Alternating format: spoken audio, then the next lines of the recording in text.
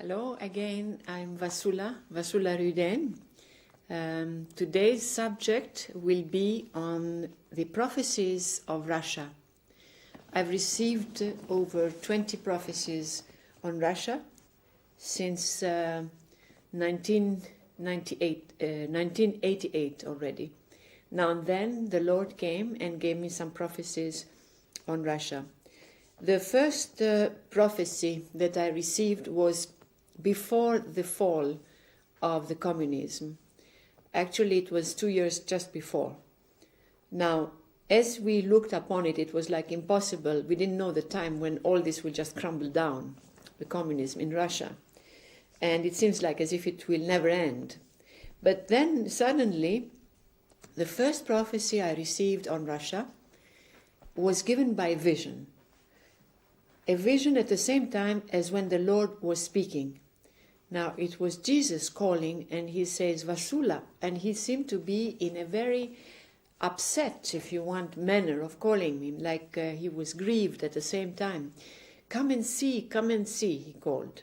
When he said, come and see, he took me into the vision. He took my spirit into the vision to see in a metaphorical way the way he wanted to describe Russia's fall, Russia's betrayal, and Russia's turning into a communistic country and leaving her religion, which is orthodoxy. Now, he said these words, come and see, one of your sisters is dead. Now, when the Lord gave me the name sister, I felt within me that calling Russia as a sister to me, I saw a woman. She is dead, Russia, he said. Your sister is lying dead in the desert. Now, he calls Russia his daughter. He calls Russia to me my sister. Why? Because probably I am Orthodox as well. And I saw a desert, and she was lying as a woman on the desert, holding something in her hand. I didn't see what there was in her hand, but there was some sort of fruit that she had been eating from that fruit that killed her, which was the fruit of evil communism. Now, she was still holding it in her hand, dead, but still holding it in her hand. When I heard the cry of our Lord, call Russia, your sister is dead, and he made me feel his heart of how upset he was about the whole thing, how grieved he was, plus at the same time he made me feel this special love he had for Russia. I wept. And I just couldn't stop crying because I remember seeing this awful scene, and I really felt that she was my sister there lying dead, helpless in the desert, tortured herself to death by her own fault. Now Jesus came and spoke to me in terms of hope. He said, don't cry, for I shall resurrect her as I have resurrected Lazarus. And already he said, I am near her. That was just 2 years before. I am near her heart, and I have put my hand on her heart to warm it, to revive her. And Russia will come up, he said, in his terms of speaking, and she will be the nation that will glorify me more than any other nation. Now, these were very powerful words, which we waited, and then after 2 years, and I want to also share this. He went on in the prophecy, a long prophecy about Russia, in the first prophecy, and I'll take a little bit out of it here and read it out to you. But then he said, I will transfigure her as I was transfigured. Now, prophecies are always difficult to explain, and sometimes I am very reluctant in explaining the prophecy that I myself received, because we know that Jesus always speaks, not always, but many times, speaks in metaphors. And I would hate to go wrong in explaining a prophecy, and then it doesn't come the way I explained it, but in another way, and then they will say to me, hey, your prophecy didn't come true, it came in another way. That would be my fault because I explained it wrongly. And so I just kept it as it was, but then I understood the word transfigure. I will transfigure her as I was transfigured. The communism date of the fall of the communism was the day of the feast of the Transfiguration in Orthodoxy. So it was symbolic to use the word also transfigure, because in fact she was transfigured from this atheism, this forced atheism on her, into coming back into what she was before. Jesus, in that first message of Russia, described that Satan had blinded her with vanity and everything, and had made her sell all his gifts to her, all his gifts that he had given to Russia, meaning the churches. And in fact, yes, it was many of the churches were taken and transformed into publishing houses, printing houses, offices. There were no more churches there as such to be able to have the religion free. The priests were persecuted, they were hounded, they were killed, they were thrown in prison, and many of you knew that although they were there, they were hiding and practicing their religion in a secret way.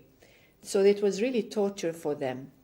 And Jesus said in that prophecy that don't worry, Russia will come back again, and she will rebuild the sanctuaries that I had offered her. And it was very interesting because I happened to be sent to Russia just then, when I was really living, I would say, the visions and the prophecy that Jesus has given me as a first prophecy on Russia.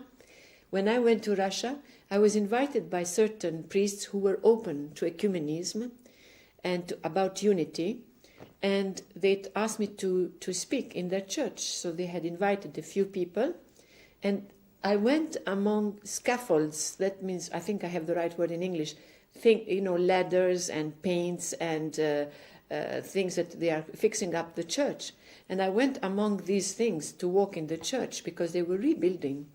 And they had told me, in fact, that church was a printing press. And now they are rebuilding it into what it was before, renovating the frescoes on the walls and everything like that. So everything that the Lord had said in that prophecy had come true in already 2 years' time. And I would like to share here, although I have over 20 messages, prophecies on Russia, I will just take a few lines so that you see how the Lord speaks in metaphors about Russia. But at least Russia is really, although what's going on now in Russia looks terrible, and we'll talk about this in the end of this program, let me show you what the Lord has given us here.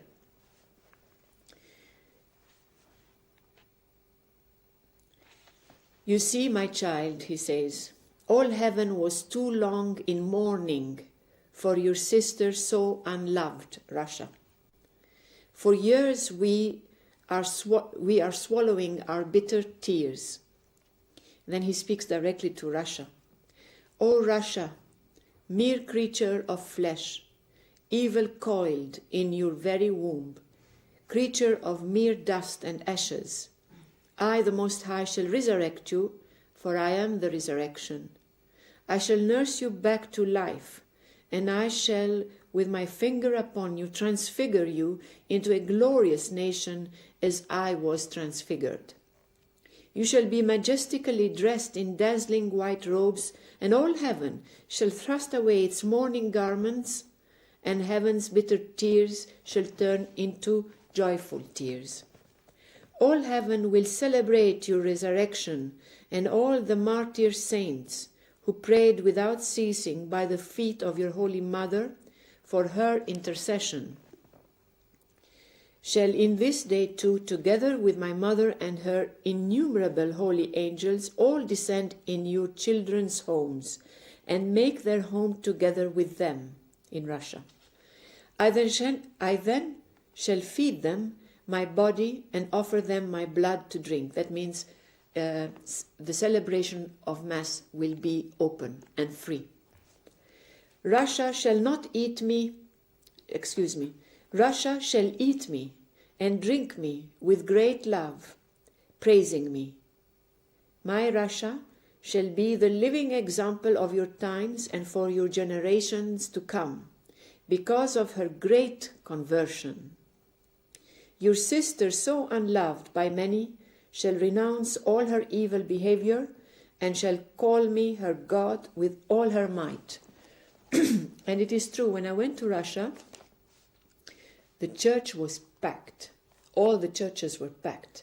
And you should have seen the fervency of the people coming back into the church.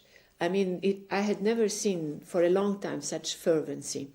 And I will tell you a little story. When I went to Russia, somebody gave me a Bible. Actually, it was the New Testament only, and it was in Russian language. And they gave me this Bible, and they said, when you go to Russia, give it to somebody there. They might want it because maybe they don't have the money even to buy, or they don't have enough Bibles. So wherever I was going in Russia, I was keeping this Bible with me for the so that I see the right person to give it to him. Now, when I went to church, and it was really packed, and we had an interpreter with us also at that moment, we looked very much like strangers and foreigners, and there was a boy there who was maybe 12 years old, about that age, who was staring at us as foreigners, and he wanted to help out. And then I smiled back to him, and he seemed, well, I was attracted to this little boy. And I thought, well, that's the new generation. And so I'm going to give this Bible to this new generation, the boy. And so I asked the interpreter to tell him that I'm going to offer him a Bible. And so I did. I gave him the Bible in his hand, and he immediately put it on his chest and, clutched it as if it was the most precious thing he was receiving. And I was thinking, it struck me. I said, look at the reaction of a 12-year-old boy, the reaction of how he appreciates the Bible being received. And I thought of our kids in Europe, if we had given them a Bible, what would be their reaction? Would they just look at it and put it aside? But if we had given him a video game in their hands, they would have perhaps done this thing, taking it and clutching it. That is the difference of what Jesus is telling us in the prophecy, that they will come with fervor back to him, even the little children. Now that little child holding the Bible, his surrounding, the old ladies that were standing there, the babushkas, had seen him. And immediately they started to tell him in an aggressive way some things in Russia, which I guessed could be like, give us the Bible, you're too young to have it, or something like that, because they were stretching their hand to take it away from him. And he was afraid. And so I told the interpreter, tell them that they should not touch that Bible from the kid's hands. It's for him. And so they respected this thing. And the boy didn't want to leave us, go.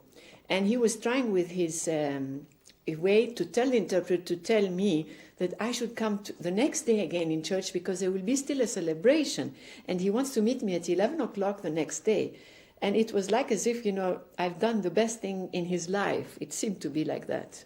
To tell you how Jesus has explained the fervency that Russia will glorify him. That boy glorified God. And then I'll continue here. Vasula, can you hear? Listen to your sister's children's laments. Her children are lamenting and there is wailing.